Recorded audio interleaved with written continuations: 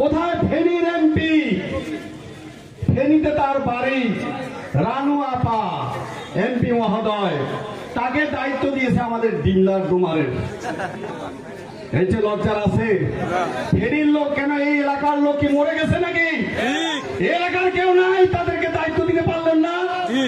তিনি এসে বললেন এই উপজেলার কর্মকর্তারা নাকি তাকে অভিযোগ দিয়েছে, আমাদের মাননীয় এমপি মহোদয় নাকি তাদেরকে হুমকি দিয়েছে।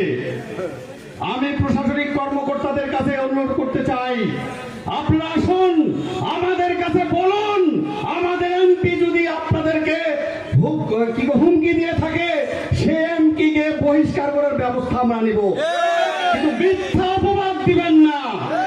আমাদের এমপি মহোদয় একজন সজ্জন মানুষ, একজন দুর্নীতিমুক্ত মানুষ এবং ভালো মানুষ, আপনারা তার প্রমাণ।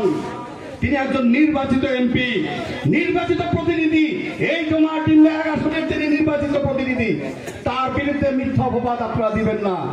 কোন কর্মকর্তা যদি বলে থাকেন, আপনাদেরকে ফিরে আসার জন্য অনুরোধ করছি। কারণ হলো কোথার ফুলঝুরি নয়, বক্তৃতার মঞ্চে উঠে কোথার ফুলঝুরি করবেন, আয়না তো এগিয়াতে দাঁড়িয়ে কথা বলবেন ভালো ভালো কথা, আর কাজ করবেন উল্টাটা, এটা হতে দেওয়া হবে না ইনশাআল্লাহ।